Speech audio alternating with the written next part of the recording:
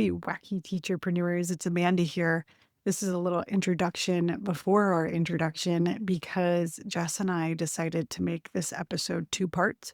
So, the episode you're about to hear is part one, all about me leading the classroom and what that actually entailed and looked like, and why did I do it, and what am I doing, now with my time, what's what it's like to step away from teaching. And so if you're curious about that experience, uh, I think you'll like this episode. And then part two, which you'll hear next week, is more about like creating a plan, business plan, and just preparing and shifting into creating a sustainable business outside of, like your teaching career, which is really challenging. So I hope that you find something helpful and useful, and maybe we make you laugh. Enjoy part one now. Welcome back to Two Wacky Teacherpreneurs Tell All. I'm one of your hosts, Jess, and I'm here with my buddy Amanda, who's doing some meditation while I'm talking, probably because I'm so boring and she needs to get through it somehow. Anyway, if you don't know us, we have been friends and entrepreneurs for well over 10 years, and we also have been teachers for that long as well, except this last year, one of us quit teaching. That's right. It's probably the happier looking person. You can guess, well, that quit teaching. And she kind of has done it before. So this wasn't like her first rodeo, but I am going to ask her questions about what the last, because gosh, I mean, I think we're already 6 months into the new school year. So I'm going to ask her what her life is like and has anything really changed. She's also planning an international move, which did have a bit to do with her quitting, I think. We're going to ask Amanda all the questions because this is a big part of being a teacher entrepreneur. Most people do start as a teacher and then they move on to other things. And it's very common that they move more down an entrepreneur path, or maybe something in their business is working and that's why they quit. But this is something that you might face as well. If you're a teacher right now, becoming an entrepreneur, or maybe you've already left teaching. This is a big part of our lives, is like juggling a teaching career and being an entrepreneur, leaving one for the other. It's a lot of stuff going on here. So let's talk to Amanda now. I can't wait.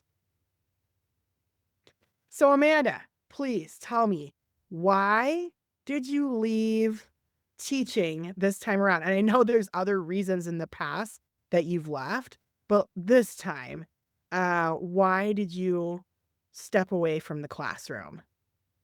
Well, the last 2 years I taught part time, and I felt like that was all I could handle. And I'm really lucky because my husband has a very good job. He's been in his position for 11 years and it's very stable, and we have enough money for me to be able to go part-time. But as a part-time teacher, you start to realize you are working full-time but only getting paid part-time. Basically, like, yes, it was nice to not have to be there during all the contract hours or go to all the meetings. Um, but it was still really, really hard and very draining, and it just didn't feel worth it to me to be part-time anymore. All the stress of it and the commuting and the taking my kid to school and picking my kid up and all of that. It was just really overwhelming, and I've experienced a lot of burnout. Um, and so the reason I left this time is because part-time didn't turn out to be very great for me. I thought it was pretty terrible, honestly. Um, I mean, I love teaching. If all we did was just be with kids, I would still be teaching. But that's not it. That's not all we do, right? As teachers, we do everything else too. So does that answer your question? It wasn't to start a business or to grow my business this time, which last time I quit, that was what I was trying to do, and the pressure of that burned me out too. So, yeah. So, what has changed now? So, you've been out of the classroom since probably like what, last June? It's been like 9 months now. So, has anything changed leaving the classroom? Or have you been able to spend more time on your business, less time on your business? Like, what has that looked like for you? Well, I mean, looking at everything that I've done since then, just in my business, I have done more, right? Like I have 2 podcasts and I've consistently put out an episode every week, like since then. So I feel like I've had a lot more time, yeah, to dedicate to podcasting. But is that really generating me more income? No. It's just something I'm enjoying doing because I really enjoy talking, sharing my opinions and knowledge. Um, but I have recently started to I joined YDP again, because they had a really amazing Black Friday sale. Um, yeah, I signed up and I have their SEO tools now. I've been going to a lot of YDP meetings, which are really, really interesting. I very much appreciate the tools that YDP has and that they provide. Um, so yeah, I do think, and I've been working on a book about autism, but I've kind of been dabbling in places and not really, you know, not really focused on making money so much as just doing like things as a hobbyist, you know? Um, And one thing I would like to bring up, since I mean, I've been talking to Amanda every day. So, I mean, even last school year, right? So I've kind of seen this whole progression to like be in the classroom every day, working every day, even though it was like part-time. It was like a point 0.6. So it was like a Mhm. little more than part-time, right? Yeah, Like it was, yeah. And she did work in like a high school setting where she had a lot of responsibilities and like club duties and ELD. subjects and testing and things that you would not see maybe if you were working part-time in elementary. It would be very different, I think. I mean, Yeah. high school part-time it's no joke, I learned from Amanda. So anyway, I've kind of watched the progression, but one thing I would like to say is that even though you haven't generated much income from your pursuits, your practice of keeping up with your podcasts, at least your Empower Students Now one, has brought you some interesting opportunities, like with Adrian. Do you want to talk about that at all? Like, I mean, this is like if you hadn't put out certain episodes about being a parent and having concerns about AI, which we just got through doing a 40-minute episode on, right? Like Yeah. we talked about AI as an entrepreneur, but Amanda was talking about it as a parent, right? Because her podcast is a little more focused on maybe, her personal experiences in the classroom and as a parent and as a human being, where this one is very focused on being a business owner. In her other podcast, she did do these episodes, and she had someone kind of interesting like reach out to her, and I feel like it created a lot of interesting opportunities for you. I mean, I don't want to tell anyone like any numbers, but like there were some email list opportunities and some like getting the word out, creating curriculum that could influence a lot of classrooms and teachers, and maybe starting a new product line with that. I mean, just because you weren't making money from your pursuits doesn't mean that they might not be very fruitful in the future. So yeah, could you tell us a little of like what happened? Fruitful. I have bananas all over my background right now. We are the wacky teacher entrepreneurs. Did So you yeah, do that for purpose or accident? I I just said fruitful. I like the word fruitful. Okay. Be fruitful and multiply. I have this joke going in my classroom. Like I keep buying these baby Yodas. I actually have one right here. Oh, And every week I add more and more baby Yodas. And the kids are like, why is there, but they're all identical looking. And they're like, why is there another baby Yoda? And I'm like, they're multiplying. I don't know what's going on, but they're multiplying. And every week I add more and more and more, like all these bananas behind me. So, That's Amanda, funny. tell us about this. Tell us about like this opportunity that you got. Someone reached out to you through your podcast, and then you created like a curriculum for that person. You're kind of invested in like this email list. You making your own curriculum. Like it did open a lot of interesting, weird doors for you just putting out this one episode. And I was very interested in that. So tell us. It actually ended up being like 3 or 4 episodes. Yeah, Adrian Martenza, he's so cool. I haven't talked to him in a really long time. He's wonderful. I should reach out to him. You just made me realize that I haven't talked to him in months. Um, he's such a good person.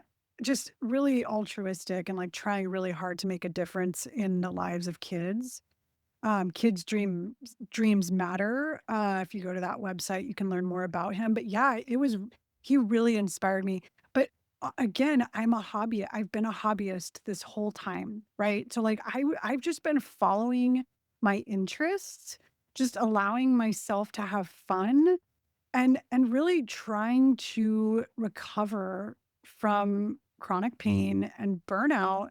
But yeah, so like just TPT, I really avoided it. I avoid TPT during, and I know you relate with this, um, just making new products or updating old products or promoting my products.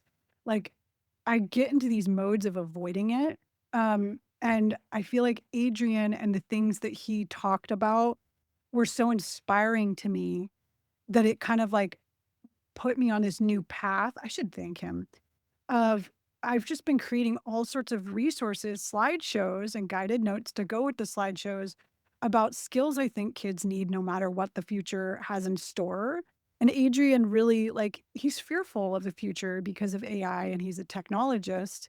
And yeah, so like I think that that when you aren't like I mean the responsibilities of a teacher are so massive and when that goes away it's like well and I think a lot of people sort of romanticize staying home all day, but new problems arise. Like, am I less stressed?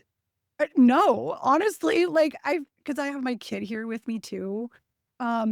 I do feel like old stresses are replaced by new stresses. Do you know what I mean? Like, because I do, there's a lot of mostly I just, my own brain stresses me out, like all the things I want to do. And yes, I still have limited time, even though I don't have a job. I mean, I have a job. I'm homeschooling my kid, and that's a lot. And taking care of so many household things, it takes up a lot of time, And so you think you have more time, and then the reality is like, oh man, like I still have limited time too, just like everyone else. Um, I don't know. Yeah, I read this quote once and it was like, it said something like, both you and Beyonce have the same amount of minutes in a week. Why that was like, it's just like we all have the same amount of time each week. Like we're all given, there's so many minutes in a week and we all have that number of minutes. So, I mean, just because your focus like shifts from spending all your minutes at school to maybe spending them at home, I was just bringing up the fact that you, as a hobbyist of podcasting, right, and Well, not and trying to product live creation. and product creation. Like, I mean, you did meet someone kinda cool, like, someone listened to your podcast, this Adrian guy, Yeah. he's a technologist, and it kind of opened up, like, this whole different world for you. So, like, sometimes you just gotta try new things, and I think that is one positive thing that you've had the last 9 months, is being Yes. able to try something new or invest more of yourself in your podcast. Yes. And I think, I mean, we're moving to another country. We're moving to Uruguay. We are not going to have my husband's income anymore. Like, I mean, we'll have all of our savings. We're consolidating all of our assets, right? And so there is part of me that, and my husband is very supportive in wanting me to work on TPT more because, having that income is going to become more and more important. And so I do need to transition from being a hobbyist to being more serious about it. Um, and I feel like you kinda have to pick, um, times of the day, and, like, as soon as I wake up is when I can really, like, work. I don't know, I'm a morning person. And so I have been trying to force myself to do things I don't necessarily want to do, like creating covers for products, or you're just working on a product that I might not necessarily feel like working on in the moment. Um, so yeah, I don't know. It's just there's new challenges that arise when you're at home versus when you're teaching. And I really do think that teaching full time and trying to run a business, it's almost impossible. I really do think that. Um, it's too hard Yeah, I mean, unless you don't have kids. I've been a full-time teacher for 14 years now, maybe 15, and I've had these bursts of energy the last 15 years during the summertime, usually around Memorial Day weekend, sometimes spring break. I Yeah, have these, like, and then that's how I created my whole TPT store, but yeah. only on breaks. Like, Mhm. I couldn't actually, and I talked to a TPT seller who's a millionaire. She's one of the top TPT sellers, and I asked her one day, "How'd you do it?" Like, because she was a full-time teacher, obviously doesn't need to be anymore, and she had recommended to just give up sleep, and she's like, "If you could just get up at 3:30 in the morning and work from 4 AM to 8 AM every day, and then maybe do a couple hours at night, you could build a TPT store like mine. You could do what I've done." And I did try that for a little bit, and I need my sleep. I don't know if I'm sickly or what, but, like, I would try to wake up in the middle of the night at, like, 3 or 4 o'clock in the morning, and I would try to work for those 4 hours or whatever, and it was impossible. Like, I was never more miserable. I just found, like, I cannot skimp out on my sleep, Yeah, and so I just think there are people that can do it. They can be full-time teachers if they're willing to give up sleep and family time and their relationships, they can do it. and their But, like, it's hobbies. just something that I'm not willing to give up, and so, Well, like, I just use these pockets of, like, vacation time, to do things here and there, and I think I'm actually getting a little bit better, but I think I wanna diversify away from TPT. I don't wanna put my eggs in the TPT basket anymore as I don't have a lot of faith in it. So I want my own thing just in case TPT does collapse. I want my own thing that that's a people good come idea. to me for. And I've said this for years, but now I think with AI, it's becoming even more important to have your own thing where people still want a human connection. They still want to talk to the old whimsical teacher who has 15 years of teaching experience. They still want to hear, how to solve different problems because sometimes teachers come to me with a problem and I know instantly how to solve it. And that comes with experience and expertise. It's nothing that chat or Claude can solve for you, right? And so I do want something other than TPT. I still want my TPT store, but I want a backup plan just in case. And that's something I've actually used Claude to help me build. I told Claude my predicament. I'm like, I started this TPT store 10 years ago, and I don't make that much money on it. I make less than 10,000 a year. I'm not like a bajillionaire. I can't quit my job over it. Like, what do I do? This is what's happening with AI, and obviously Claude already knows, right? This is the future of education. This is the TPT website. These are my products. Like, this is my Instagram. This is this social media and that. This is all the things I've done. What do you think I should do? And Claude actually came up with a plan to make my life more sustainable, and it really made a lot of sense. Well, I was like, "Oh my gosh, why have I never thought of this before, Claude?" can I wanna know what the plan was if you're willing to tell us, but I do wanna say that millionaire teachers pay teachers seller, that advice, I feel like is terrible advice. I I think know, that's she said really bad advice, and I wanna give basically said, people. "If you really want it, you'll give up your sleep." Okay, but listen, I wanna tell people that are listening, um, that well, first of all, teaching And full time, we already said this, right? Teaching full time and trying to grow a business or start a business is impossible. And yeah, you're going to have to make huge sacrifices, such as sleep. But one thing that I have learned through YDP, I'm going, and I don't, I'm not saying you have to buy YDP or you have to sign up for YDP. I'm not even an affiliate anymore. Maybe I will be someday again. And the link will be in the show notes, but I'm not right now. But I just want to say that YDP, like one thing they've taught me is that you really have to focus on what do people actually want? What do Because I think a lot of TPT sellers, they focus on what they wanna make or what they feel has helped them in their classroom, and it's like, "No, no, no. You need to look at the marketplace." Like, look at what people are Googling, right? Look at SEO, look at what are people searching on TPT. What do people need? Not what do you need and what do you like to make? Because that's always the way I've approached it. What are people needing now, right? And sometimes it's kinda hard to figure out and takes research, but also just, like, doing, like, making small tweaks to improve what's already working to make it even better, right? Like, I found out through YDP, I only have 59 products. Like, I have very few products, right? And only, like, 5 of those products are what actually makes me my money. Like, most of my products, no one even buys, right? And so finding out what are your top products and working as hard as you can to get them on page 1. Because once they're on page 1, it's gonna increase your profits, right? I feel like this episode, we're totally going on a tangent because it's supposed to be about quitting teaching or something, but, like, I what think we else do you could have to say about I that? think that we could make like it Part could be a 2? mixed fruit bowl episode where we talk about Amanda leaving the classroom, having extra time, what does it look like for her business? And what But do you then we do can with the also time? yeah, and Yeah. what do you do with your time? How do you But make you millions of dollars? What should but you do?